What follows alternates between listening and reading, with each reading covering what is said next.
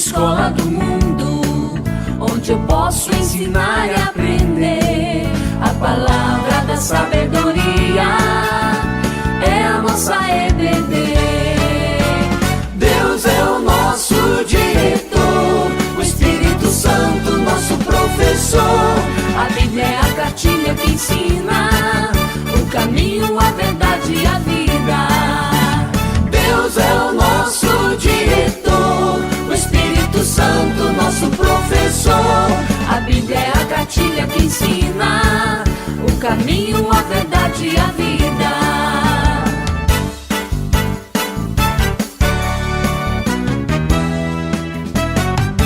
Na manhã de domingo eu estudo, quero mais de Deus conhecer.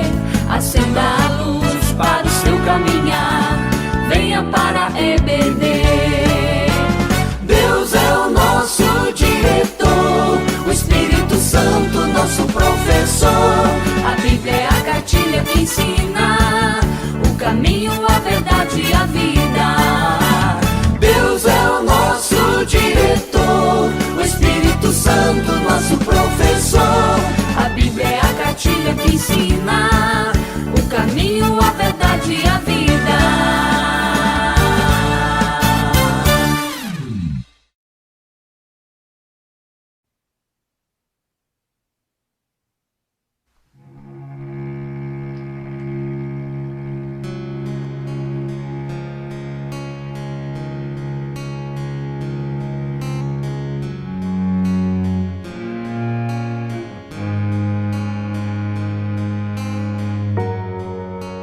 Nova vida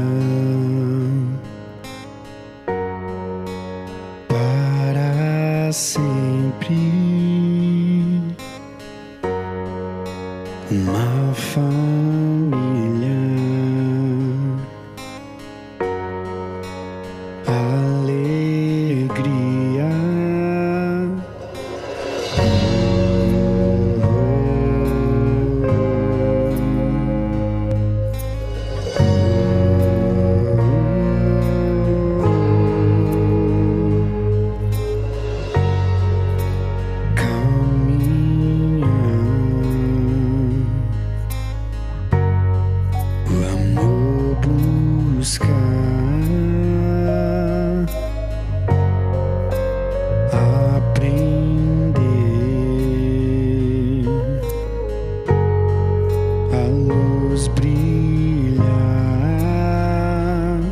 Saber que a gente pode crescer,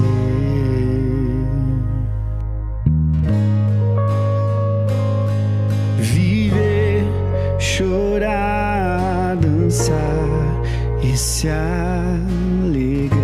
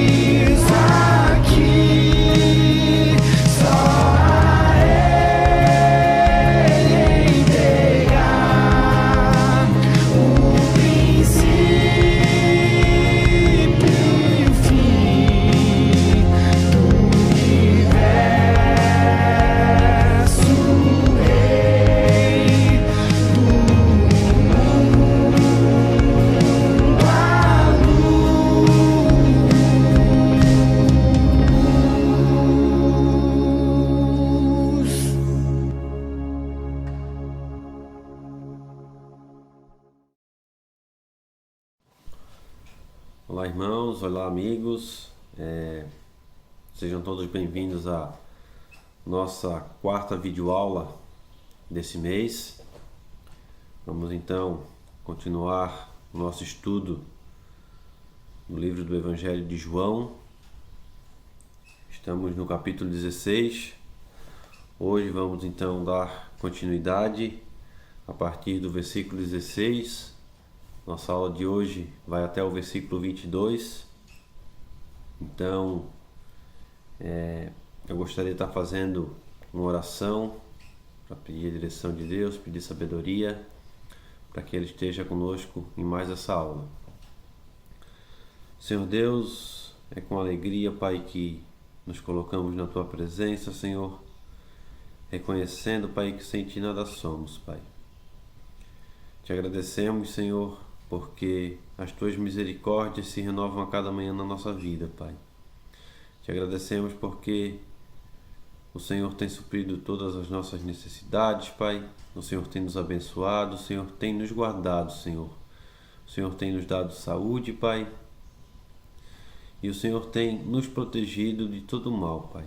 Muito obrigado, Senhor. Nesse momento, Pai, quero, Senhor, colocar diante de Ti, Pai, mais essa aula, Senhor. Que o Senhor esteja indo à frente, Pai. Que o Senhor esteja direcionando, Pai. Que o Senhor esteja abrindo nosso coração, nossa mente, para que a gente possa entender a Tua palavra, Senhor, de forma clara e objetiva, Senhor.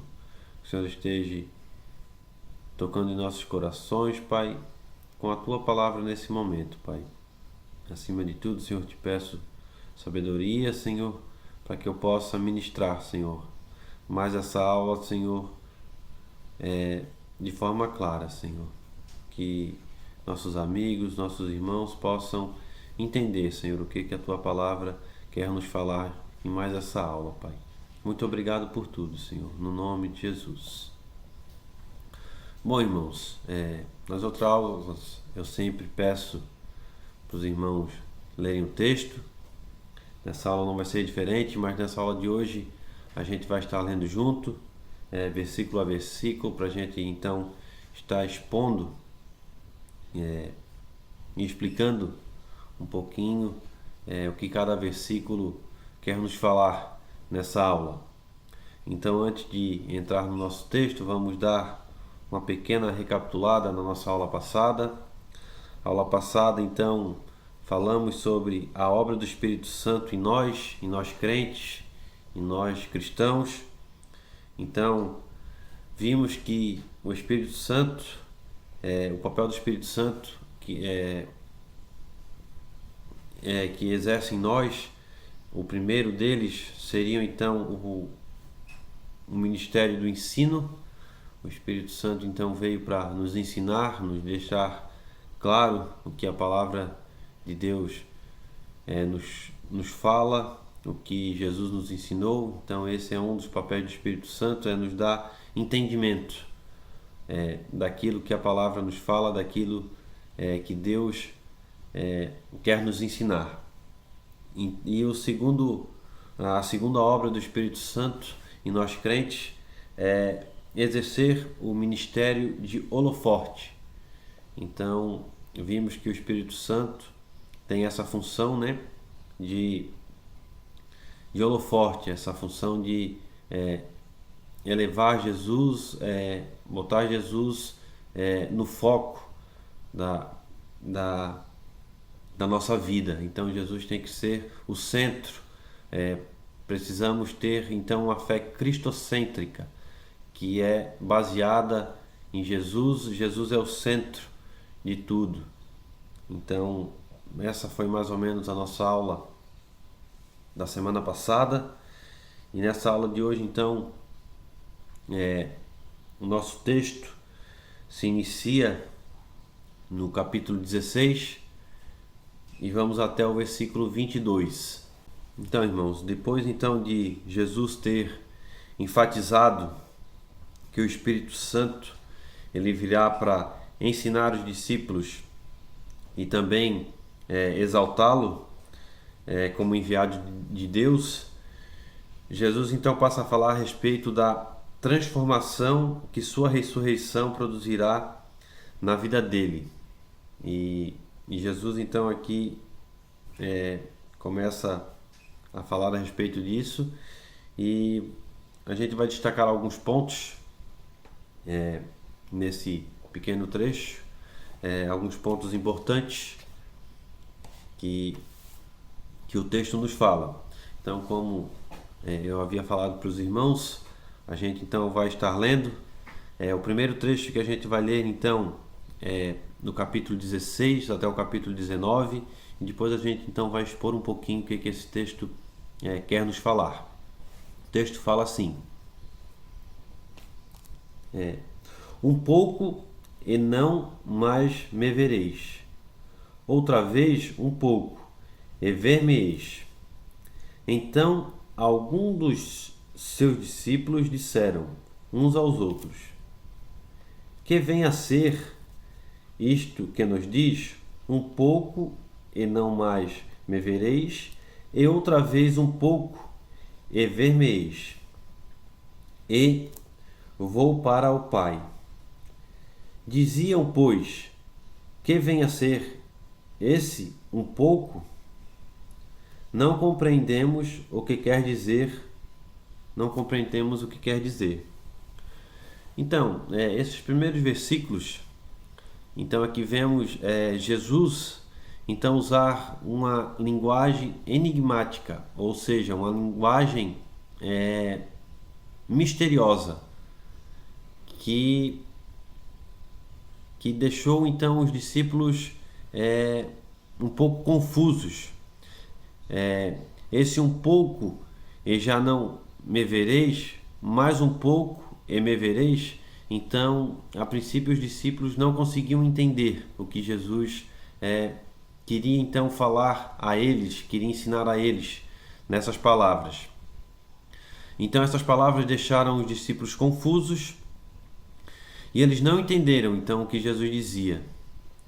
Mas, afinal, o que Jesus então estaria falando através dessas palavras misteriosas?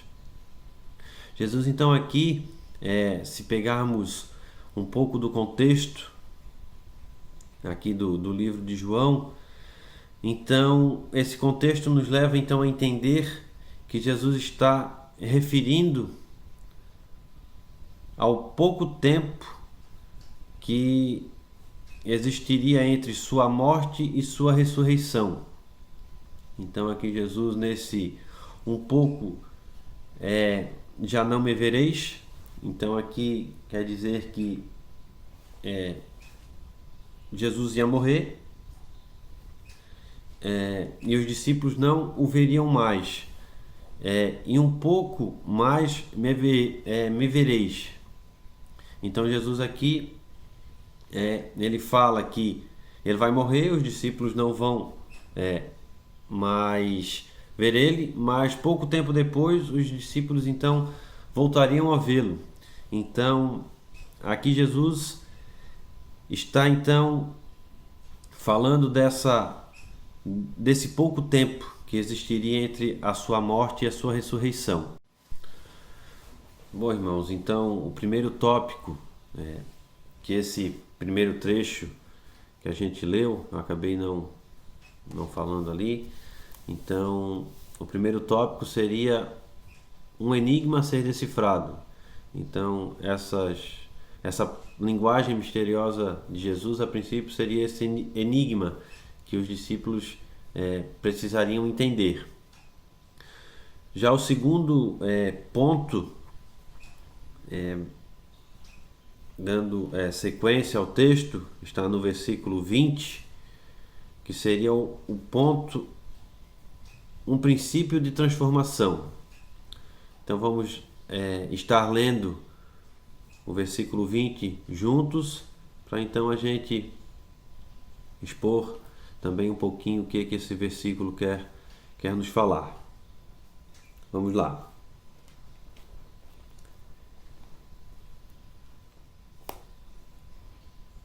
O texto fala assim, irmãos: em verdade vos digo, que chorareis, E vós lamentareis, e o mundo se alegrará. Vós ficareis tristes, mas a vossa tristeza se converterá em alegria. Então, irmãos, a morte de Cristo na cruz levará o diabo e o mundo a celebrar, a vibrar de forma estrondosa a vitória sobre Jesus.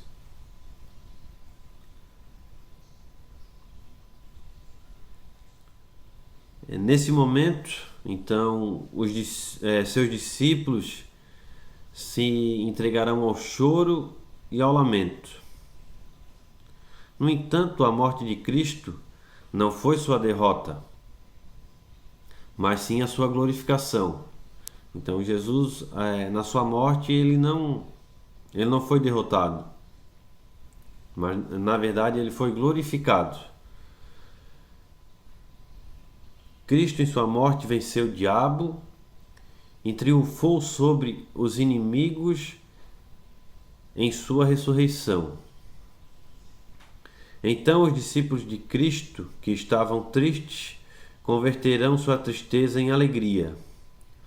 O caso aqui, na verdade, não é de substituição da tristeza pela alegria, mas de transformação. Então esse versículo 20, ele nos deixa claro essa mensagem, né, de que com a morte de Cristo, o mundo, o diabo, então aqui relembrando o significado da palavra mundo, que é tudo aquilo que vai contra Deus, tudo aquilo que se obtém a Deus, então isso tudo que se obtém a Deus ficaria alegre, ficaria contente, celebraria a morte de Cristo.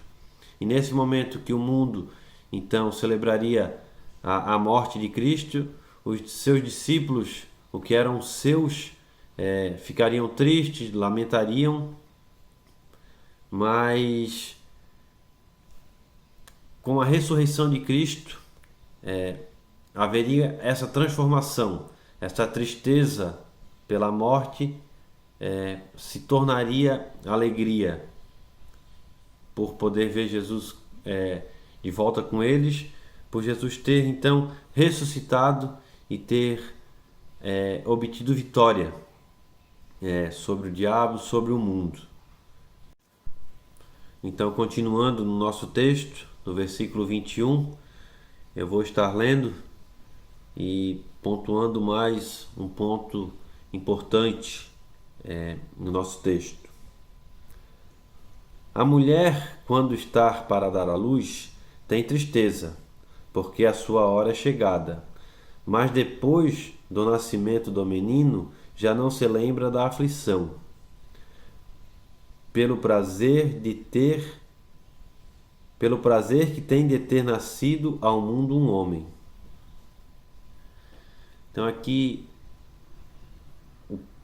o terceiro ponto que vamos estar destacando seria um exemplo de transformação. Jesus então, depois de dizer a seus discípulos que